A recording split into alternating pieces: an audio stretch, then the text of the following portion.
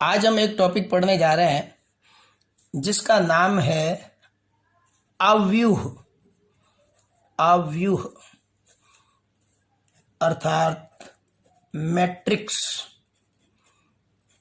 और बहुवचन में कहें तो मैट्रिसेस। यदि हम कुछ संख्याओं को जैसे 2, 3, -5, -2, 1, 4 इस तरह से हम कुछ संख्याओं को सारणी के रूप में लिखें। संख्याएं वास्तविक हो सकती है, काल्पनिक हो सकती है। वास्तविक में भी अदिश हो सकती है, सदिश भी हो सकती है।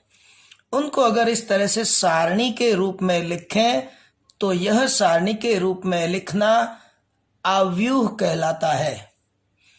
अव्यूह के इन अंकों को ऐसे छोटा कोष्टक लगा के भी लिखते हैं, या इस तरह से एक बड़ा कोष्टक भी लगाते हैं, या इस तरह से 2-2 लाइन खींच के उसके बीच में भी लिखते हैं 3, 2, -1, 3 इस तरह से।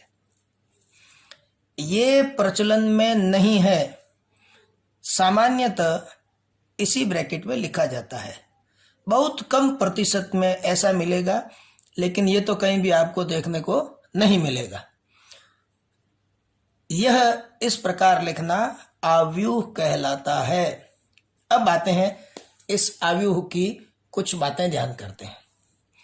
ये जो अंक लिखे हुए हैं, ये अंक ये अव्यूह की पंक्तियां कहलाती है।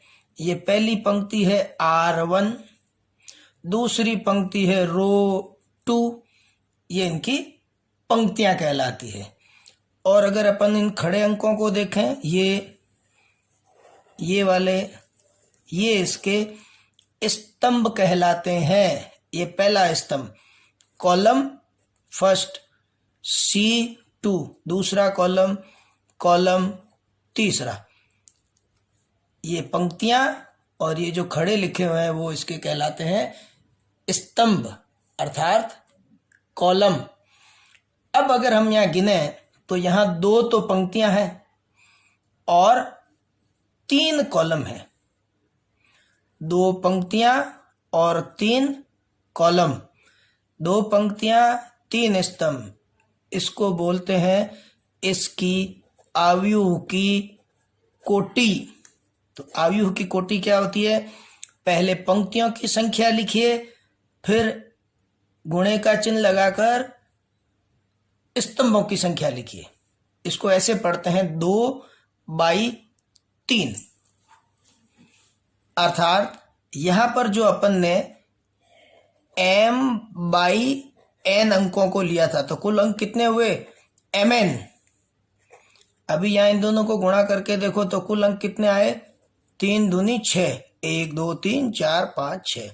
ये 6 इसके अवयव कहलाते हैं।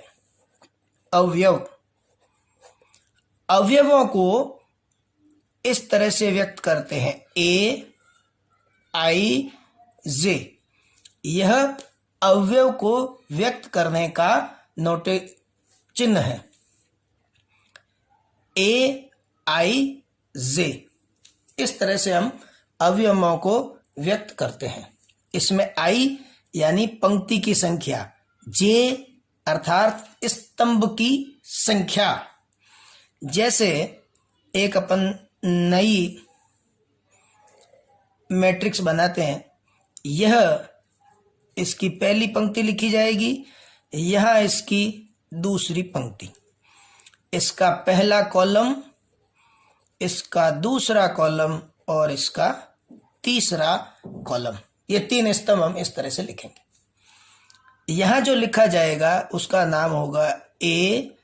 पहली पंक्ति है और स्तंभ कौन सा है? पहला। पहली पंक्ति पहला स्तंभ। आगे बढ़ेंगे तो पंक्ति तो पहली है, लेकिन अब स्तंभ कौन सा हो गया? दूसरा। तो इस अवयव का नाम कहलाएगा A12। तो फिर आ जाएगा A13। यदि हम इस अवयव की बात करें तो यह कौन सा अवयव है? ए पंक्ति संख्या 2, स्तंभ संख्या 2। इस अवयव का नाम क्या होगा? पंक्ति संख्या फिर स्तंभ संख्या, तो ये हो जाएगा A2 3। इस तरह से हम अवयवों को प्रदर्शित करते हैं। अभी A11 इसमें अगर देखें तो उसका मान है 2। A22 यानी दूसरी पंक्ति दूसरा स्तंभ, दूसरी पंक्ति दूसरा स्तंभ, तो उसका मान हुआ -2। A22 -2, ये कौन सा हुआ? A23। मैट्रिक्स को, अवयव को हमेशा कैपिटल लेटर से लिखते हैं, A B C इस तरह से। अभी हम इसको शॉर्ट में लिखें तो ऐसा लिखेंगे, एक बड़ा ब्रैकेट बनाएंगे, अंदर लिखेंगे AIJ। अब AIJ तो हो गया किसके अवयव है, लेकिन कितने अवयव हैं तो पता चला 6 अवयव हैं। लेकिन 6 अवयव से लिखे हुए किस तरह से हैं, कैसे भी लिख सकते थे 6? तो 2 पंक्तियां हैं और 3 स्तंभ, अर्थात कोटि। 2 पंक्तियां 3 स्तंभ। तो इस तरह से जो हमने अवयव लिखा उसको शॉर्ट में ऐसे लिखते हैं AIJ 2/3।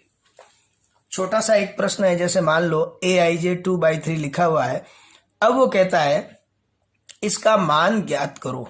यह जो सारणी, क्षमा करें, यह जो मैट्रिक्स है, अवयव है, इसका पूरा मान बताओ। यदि AIJ का मतलब है I + J × 2। तो हम इस तरह से बात करेंगे। इस अवयव का नाम होता है A11 यानी IB1 JB1। तो यहां जो अवयव आएगा उसका पूरा मान कितना होगा? I + J 1 + 1 2 × 2 4। फिर आगे चलिए हम बात करेंगे दूसरा अवयव। इसका नाम है 1 2। 1 + 2 ये हो गया 3 × 2 6। इस अवयव का नाम क्या है? A13। 3 + 1 4 4 × 2 8। इस तरह से हम यह अवयव लिखेंगे। A21 2 + 1 3 3 2 6। यहां 2 + 2 4 और 2 से गुणा करो 8। 2 + 3 5, 2 से गुणा करो 10। यह इस तरह से हमने AIJ 2/3 की एक अवयव, जिसमें अवयवों के बीच यह संबंध दिया हुआ था, हमने यहां पर लिखी है, जिसका नाम क्या है? अवयव A। इस तरह से हम किसी अवयव को, जिसका ये सूत्र दिया हुआ हो, लिखते हैं, जिसमें पंक्तियों की संख्या को M, स्तंभों की संख्या को N कहते हैं। अब हम आते हैं अवयव के प्रकार। अवयव के प्रकार, जैसे देखिए मैंने एक अवयव लिखा 3 2 5, नीचे कुछ नहीं लिखा। इसमें पंक्तियां कितनी हुई? 1। स्तंभ कितने हुए? 1 2 3। तो इसका क्रम क्या हुआ? 1/3। इसमें आप देखेंगे पंक्ति सिर्फ एक ही है। जिसमें एक ही पंक्ति हो उसे पंक्ति अवयव कहते हैं। पंक्ति अवयव। इसका उल्टा, अगर किसी में मान लो -2 1 4, एक पंक्ति दूसरी पंक्ति तीसरी पंक्ति, तो क्रम हुआ 3/1। एक ही स्तंभ है। तो अगर स्तंभ एक है तो इसका नाम हो जाएगा स्तंभ अवयव। एक ही पंक्ति है, कॉलम चाहे जितने हो तो पंक्ति अवयव। एक ही स्तंभ है, पंक्तियां चाहे जितनी हो, वह कहलाता है स्तंभ अवयव। अगर हम बात करें वापस पंक्ति आव्यूह में, ये मैंने एक ही पंक्ति बनाई तो इसका नाम क्या कहलाएगा? पंक्ति आव्यूह। स्तंभ आव्यूह मैंने एक ही स्तंभ बनाया, पंक्तियां कितनी हो, यह कहलाएगा स्तंभ आव्यूह। अब हमें इन दोनों को ध्यान से देखें, इसको पंक्ति माने या स्तंभ माने? पंक्ति भी है, स्तंभ भी है, यानी इस तरह से लिखना, ये पंक्ति आव्यूह भी है और स्तंभ आव्यूह भी है। यदि किसी मैट्रिक्स में, किसी आव्यूह में एक ही अवयव हो तो उसे एकल आव्यूह कहते हैं। एकल आव्यूह कहते हैं जिसमें केवल एक ही अवयव हो। एकल आव्यूह क्या है? पंक्ति आव्यूह भी है और स्तंभ आव्यूह भी है।